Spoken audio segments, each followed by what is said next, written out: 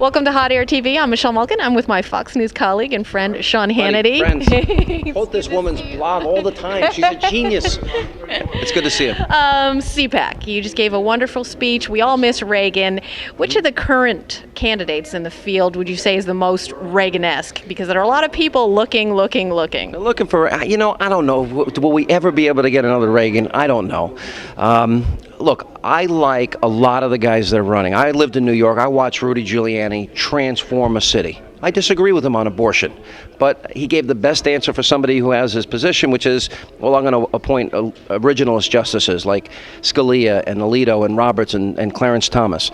Would I rather he be pro-life? Sure.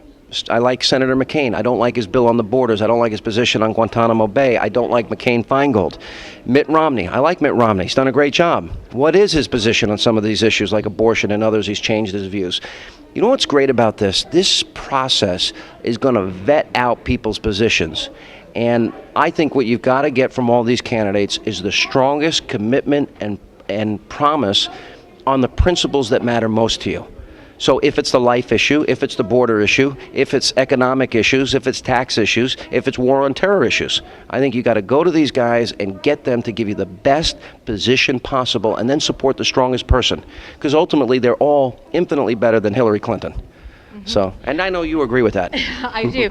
I'm going to start calling John McCain John Screw You McCain. He wasn't here. What does that say? That 6,500 diehard grassroots conservatives were here, and he chose not to come here, but had time to go grace David Letterman's couch.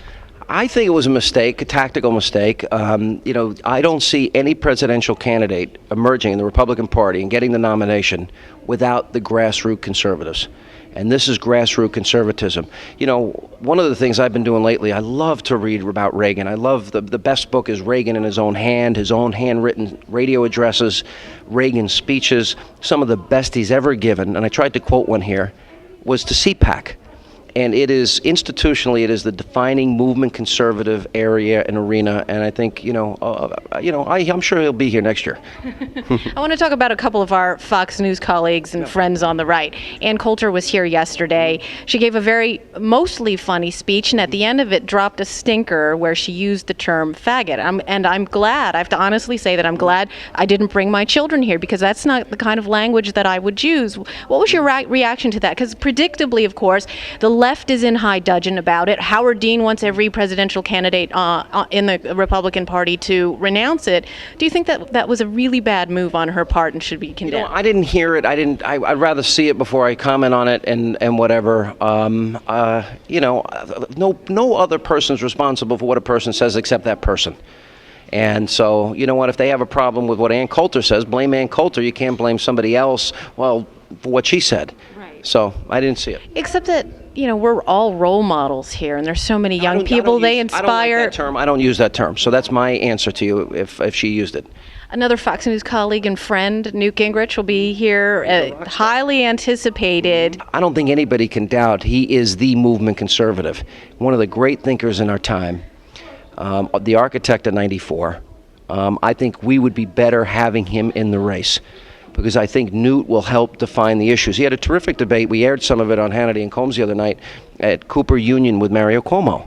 What I'd like to see is what he's challenging these candidates to do, and that is, have these debates around the country, one after another. Let's get away from the sound bites, the canned responses, the phony orchestrated town hall meetings where the questions are predetermined, and let's have a free and open exchange of ideas and challenge people on the issues of terror, borders, economic policy. And I think we'd all be better off, having done that. Good debates, I think, are healthy. I make my living on debate, by the way.